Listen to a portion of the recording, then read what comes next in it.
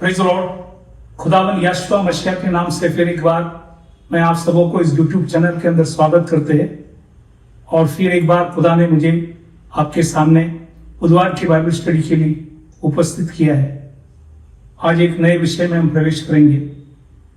वो है इसलिए यदि उनका गिरना मतलब इजरायली लोगों की गिरना, उसके विषय में आज हम देखेंगे। रोमियो की किताब 11वां अध्याय 12 वचन में लिखा है, रोमन चैप्टर 11 वर्स 12। इस मुख्य विषय में 3 छोटा सा विषय है। आज इजराइल की हालत, उसी के विषय में हम देखेंगे। पहला ये है आज इजराइल की हालत, दूसरा है उनके गिरने से क्या हुआ, और तीसरा है अंतिम समय में साटा जाएगा। तो ये 3 छोटा सा विषय है। इसी के बारे में हम इस तीनों विषय को खुदा के पवित्र कलाम से देखेंगे। तो इसलिए वचन प्रचार करने से पहले हम खुदा की सहायता, मदद उसकी आत्मा से मांगेंगे, ताकि हम खुदा के इस पवित्र कलाम को अच्छे से समझ सकेंगे। तो आइए अपने आंखों को बंद करें, सिरों को झुकाए, हम प्रार्थना करें। Hallelujah, hallelujah. खुदावन यहोशुआ मसीह, आपके पवित्र कलाम के लिए धन्यवाद करते। आज फिर एक बार प्रभु आपने मौका दिया, धन्यवाद करते। आज हम इस रोटी आपका मन्ना तोड़ते टाइम हमें बुद्धि, ज्ञान, समझ दे, पवित्र आत्मा से प्रकाशित कर, ताकि हम आपके गहराई बातों को समझकर आपकी प्रतीति करें, महिमा करें। लोग सभी के ऊपर दया कर, सुनने वाले सुनाने वाले दोनों के ऊपर आशीष कर प्रभु, और हमें तेरे मार्गों में ले जा और हमें तेरे करीब ले आ, ताकि हम आपकी स्तुति आराधना कर सके। हर शैतान की युक्तियों से हमें बचा और तेरे मार्गों में हमें चला प्रभु। आपने हमारी विनती प्रार्थना सुना, धन्यवाद कर छोटी सी विनती खुदावन यहोशुआ मसीह के नाम से मांगता हूँ, सुन कबूल कर, आमीन। तो आज का जो विषय है, इसलिए यदि उनका मतलब इजरायली लोगों का गिरना, यदि उनका गिरना, वो है इजरायलियों के विषय में है। रोमन्स के पुस्तक 11वां अध्याय 12 वचन, रोमन्स चैप्टर 11-12।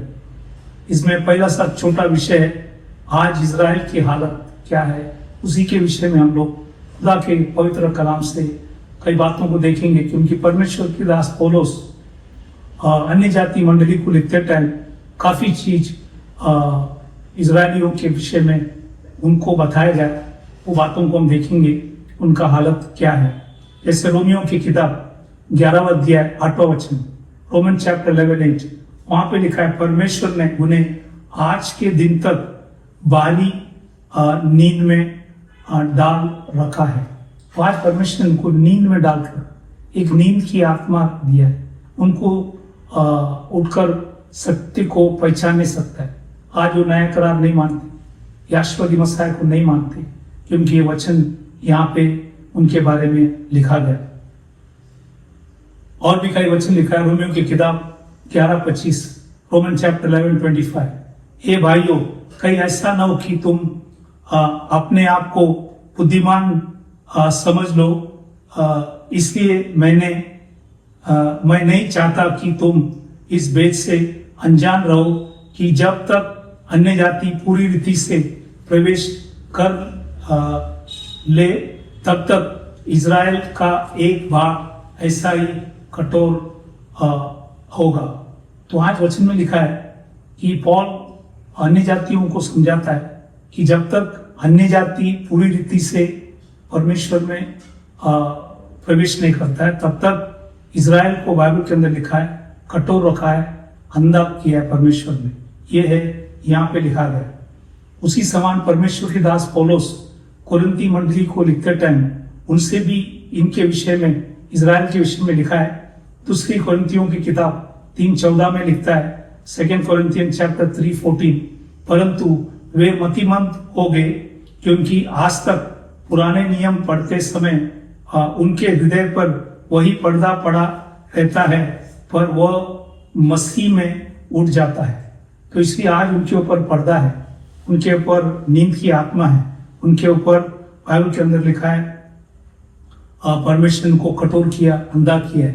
तो ये परिस्थिति है आज उनके जीवन में, और ये वचन में सारी बातों को लिखा है। और भी कई वचन परमेश्वर के दास पौलुस रोमियो के मंडली में लिखता है, जैसे रोमियो की किताब 11:8, रोमन चैप्टर 11:8, और ऐसी आंखें थी जो न देखी तो लोग को दिखता नहीं। आज अगर आप बताएंगे, प्रचार करेंगे, वो देखेंगे नहीं, समझेंगे नहीं। 11 रोमियो की 11:8 में और भी लिखा है, और ऐसा कान जो न सुने, वो सुनता भी नहीं और देखता भी नहीं, ऐसा परमेश्वर ने किया है। रोमियो की किताब 11:9 में लिखता है, और दाऊद कहता है उनका भोजन उनके लिए जाल है। तो ये भोजन उनके लिए जाल भी है, वचन में लिखा है। रोमियो की किताब 11:9 में लिखा है, और फंदा भी है, जाल भी है, फंदा भी है, और भी आगे लिखा है 9 में, और ठोकर का कारण भी है, ठोकर भी है। और 9 में वापस लिखा है, और दंड का कारण हो जाए, तो उनके ऊपर दंड का कारण भी है, ये भी लिखा है।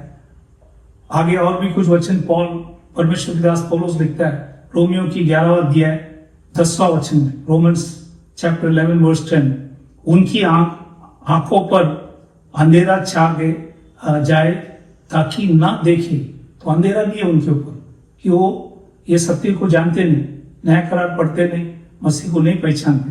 इसलिए वापस रोमियो की किताब 11:10, रोमन्स 11:10 में लिखता है, और तू सदा उनकी पीठ को झुके रख। तो पीठ को झुका रखा है, ये भी वचन में लिखा है। और भी रोमियो की किताब 11 अध्याय 28 में लिखता है, रोमन चैप्टर 11:28, सुसमाचार के भाव से तो तुम्हारे लिए वे परमेश्वर का भेरी है। तो आज वो भेरी है, दे आर द एनिमीज, वचन में लिखा गया। वो सत्य को नहीं पहचानता है, और नहीं पहचानेंगे जब तक खुदा उनकी आंखों को नहीं खोलेंगे। इसलिए पहली कुरिन्थियों की किताब परमेश्वर के दास पौलुस कुरिन्थी मंडली को भी लिखते टाइम कहता है, परंतु हम तो उस क्रूस पर चढ़ाए हुए मसीह का प्रचार करते हैं जो यहूदियों के लिए ठोकर का कारण है। तो आज वो यहूदियों के लिए ठोकर का कारण है, वो समझता नहीं, सुनता नहीं, और ये खुदा ने वचन में ऑलरेडी यहाँ पे लिखा गया। इसलिए रोमियो की किताब 11:20 में लिखता है, रोमन चैप्टर 11:20, ठीक है वे तो अविश्वास के कारण तोड़ी गई। तो आज अविश्वास के कारण उन्हें तोड़ी गई। परमेश्वर ने नींद की आत्मा दिया है, उन्हें बाइबल के अंदर लिखा है कठोर किया है, और बाइबल के अंदर लिखा है उनके ऊपर आज पर्दा है, और ये सब मसीह में ही निकल जाएंगे। ये है पहला विषय हमने देखा, इजराइल की हालत। अब हम देखेंगे उनकी गिरने से क्या हुआ, इजरायलियों की गिरने से क्या हुआ। कई वचन रोमियो की किताब से और भी हम देखेंगे। रोमियो की किताब 11:11 में लिखता है, अंत मैं कहता हूं क्या उन्हें इसलिए ठोकर खाई की गिर पड़े? कदापि नहीं, परंतु उनके गिरने के कारण अन्य जातियों को उद्धार मिला कि उन्हें जलन हो। तो आज उनके गिरने से आपको और हमको उद्धार मिला, सत्य मार्ग मिले। यीशु मसीह ने कहा मार्ग सत्य जीवन मैं हूं, और उद्धार उसी के नाम से आज हम अन्य जातियों को उनके गिरने से ये प्राप्त हुआ है। और भी रोमियो की किताब 11:12 में लिखता है, रोमन्स 11:12, इसलिए यदि उनका गिरना जगत के लिए धन और उनकी गति अन्य जातियों के लिए संपत्ति का कारण हुआ, तो उनकी भरपूरी से क्या कुछ ना होगा। तो आज दो चीज यहाँ पे परमेश्वर के दास पौलुस उल्लेख किया है कि उनका गिरना जगत के लिए धन और उनकी गति अन्य जातियों के लिए संपत्ति का कारण है। इसलिए आज हमें परमेश्वर को बार बार धन्यवाद करना चाहिए कि खुदा ने उनकी गिरने से हमें ये सत्य का पहचान दिया। हमें बाइबल के अंदर लिखा है धन दिए, हमें बाइबल के अंदर लिखा है संपत्ति दिया गया। ये सब खुदा के दया और उनके अनुग्रह से।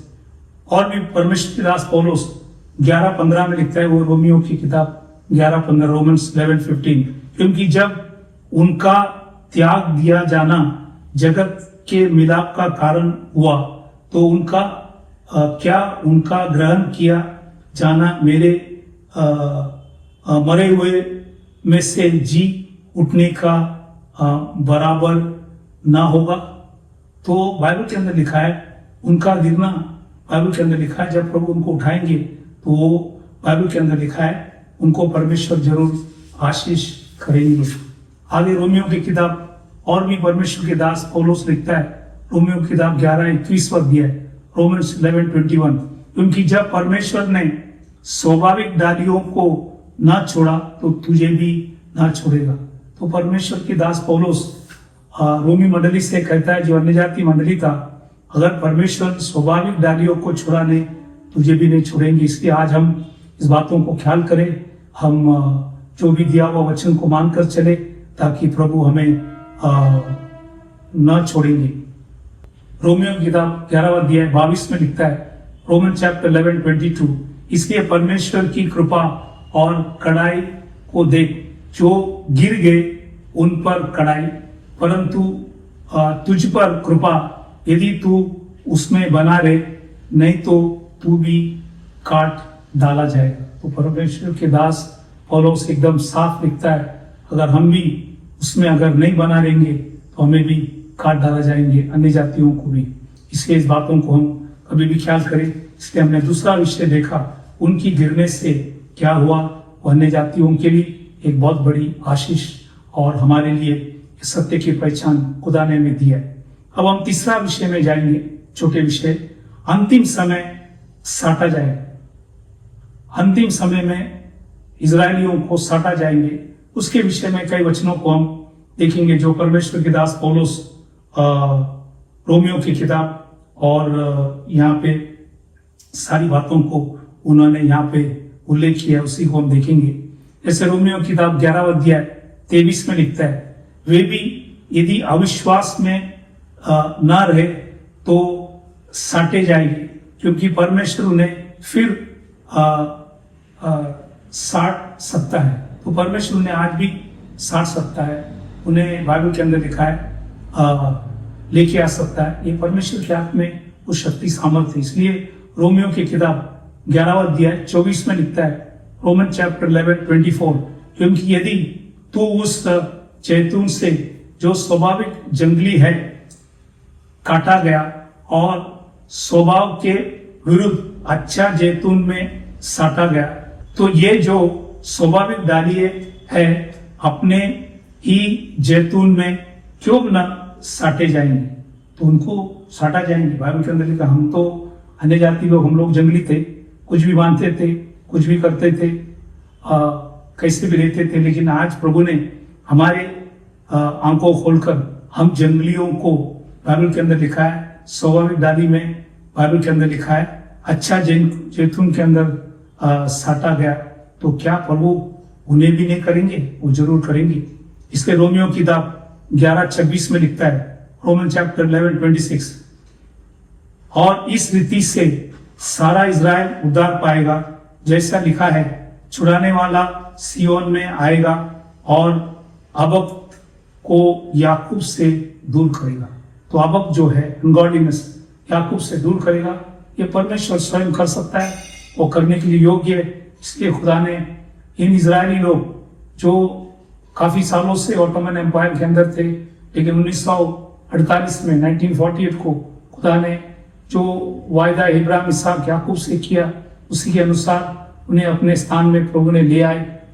और बाइबल के अंदर लिखा है 1967 में प्रभु ने उनको यरूशलेम जो उनका राजधानी बनाया, और आने वाले दिनों के अंदर वो वचन के अनुसार मसीह को पहचानेंगे।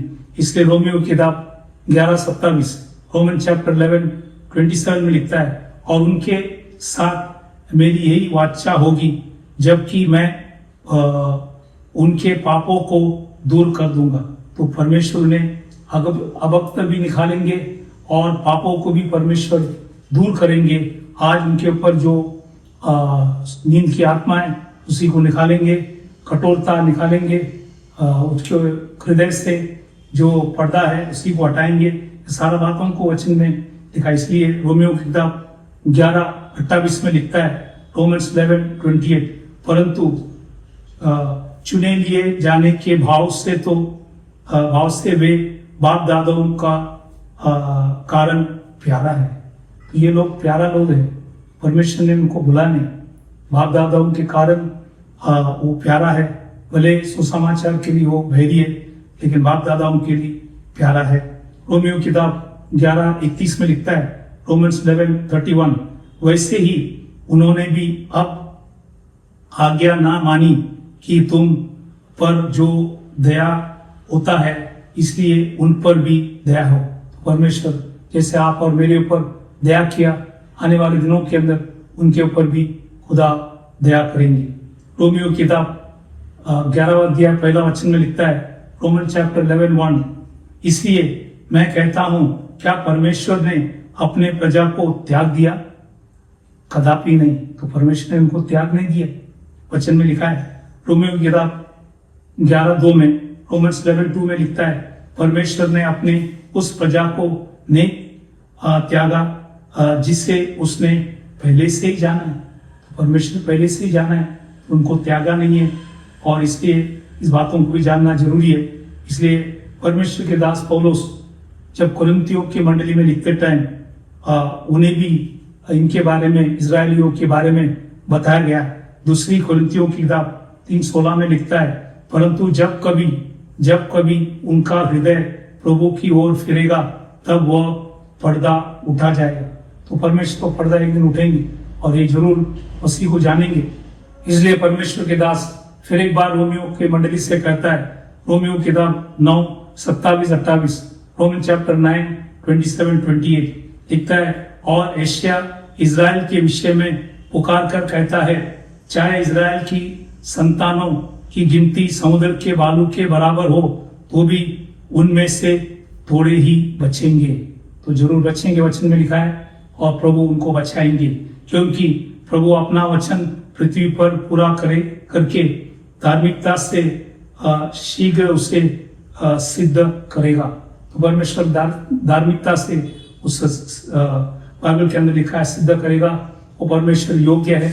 इसलिए आज ये इजरायली लोग जिनको परमेश्वर ने अपने वायदा के देश में ले आए, और आने वाले दिनों के अंदर प्रभु उनकी आंखों को खोलेंगे और ये लोग सत्य को पहचाने, जैसे आप और मैंने आज उनको ग्रहण किया, ये लोग भी आने वाले दिनों के अंदर जरूर ग्रहण करेंगे। इसलिए आज आप सभी लोग जो सुन रहे, आपसे विनती है, यदि आप प्रभु को नहीं जानते, जानने की कोशिश करना। प्रभु वचन में लिखा है वो आने वाला है और उसके शरीर को ले जाएंगे। इसलिए हम अपने आप को तैयारी करें, मसीह को माने, अपने पापों से मुड़े और जो उसके दृष्टि में योग्य वो चीज करे। इसलिए प्रेरित की किताब 2:38 में लिखता है, पत्रोस ने उनसे कहा, मन फिराओ। इसलिए आज हमें परमेश्वर से क्षमा मांगना है, मन फिराना है, और तुम में से हर एक अपने अपने पापों की क्षमा के लिए यीशु मसीह के नाम से बपतिस्मा लो, तो तुम पवित्र आत्मा का दान पाओगे। और वचन में लिखा है, क्योंकि ये प्रतिज्ञा तुम मतलब यहूदी और तुम्हारी संतानों वो भी यहूदी और उन सब दूर दूर के लोग के लिए भी है, जो आज आप और मैं, हम इजराइल से दूर है, हमारे लिए भी है, जिनको प्रभु हमारा परमेश्वर अपने पास बुलाया। वो यहूदी भी है, अन्य जाति भी है। इसलिए आज प्रभु फिर एक बार हमें मौका देता है उसके पवित्र वचन को समझने के लिए, उनके बारे में जानकारी पाने के लिए। इसलिए रोमियो के प्रेरित के किताब 3:19 में लिखता है, एक्ट्स चैप्टर 3:19, इसलिए मन फिराओ और लौट आओ कि तुम्हारा पाप मिटाया जाए, जिससे प्रभु के सम्मुख से विश्रांति के दिन आए।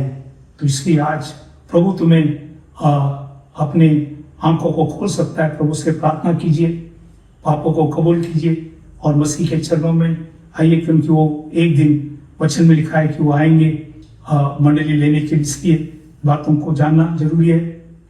प्रभु वचनों से आप सबों को आशीष करे। हम विदा होने से पहले जो भी लोग बीमार है, तकलीफ में, परेशानी में, संकट में, मुसीबत में, कलश में, उन सभी के लिए हम दुआ करें, ताकि खुदा उनके आत्मिक आंख खोलकर सच्चाई की ओर ले आए। तो आइए हम प्रार्थना करें। हालेलुया। खुदावन यीशु मसीह, समय के लिए प्रभु धन्यवाद करते, फिर एक बार आपने हमें वचन दिया लॉर्ड प्रचार करने के लिए। आपके नाम की महिमा करता हूँ प्रभु। आज जो रोटी आपने तोड़ने के लिए मदद किया, आपकी आत्मा से प्रभु धन्यवाद करते, सुनने वाले सुनाने वाले दोनों के ऊपर दया कर समझकर आपके करीब आए। विशेष करके आज हम जो भी बीमार है, तकलीफ में, परेशानी में, संकट में, गलत शिक्षण में या जो भी समस्या है, प्रार्थना करे। आपने काय फटके से प्रभु उन्हें तू चंगाई दे। आपने भाई और लोग से इस सारे अपराधों को क्षमा कर और उन्हें तेरे मार्गों में चला और जो आपके दृष्टि में योग्य करने के लिए उन्हें सिखा। हर शैतान के हल्ले से उन्हें बचा और उनके ऊपर दया कर। आपने हमारी विनती प्रार्थना सुना, धन्यवाद कर छोटी सी विनती खुदावंद यीशु मसीह के नाम से मांगता हूँ, सुन कबूल कर, आमीन।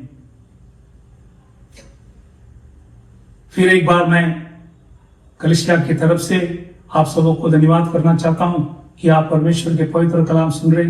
प्रभु आप सबों को आशीष करे। Thank you, praise the Lord.